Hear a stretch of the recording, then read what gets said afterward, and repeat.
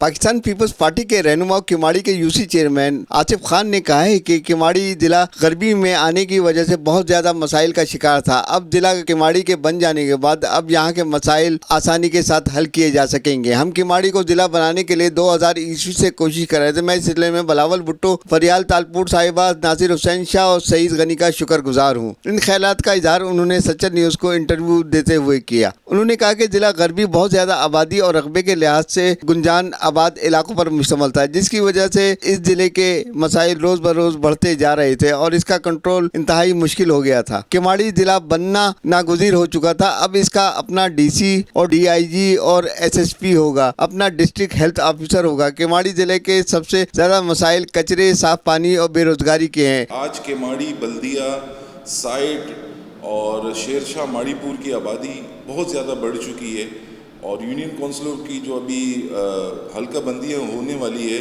उसमें भी तकरीबन कोई 20 लाख से ज़ायद की आबादी सिर्फ इन 4 सब डिवीज़न पे में इंतज़ामी मामलात और दीगर तरक्याती काम चलाने के लिए ज़िले की बहुत अशद ज़रूरत थी।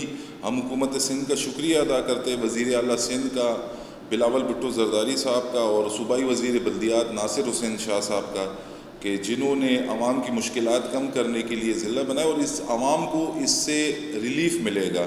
पानी के मसाइल बहुत ज़्यादा यहाँ पे, इंफ्रास्ट्रक्चर के इश्यूज़ हैं, फिर बजट जो है वो किमाड़ी जोन का बजट, बल्दिया का बजट, साइड जोन का बजट जो है वो इसी जोन्स पे लगेगा जो जिसका ये ज़िला होगा।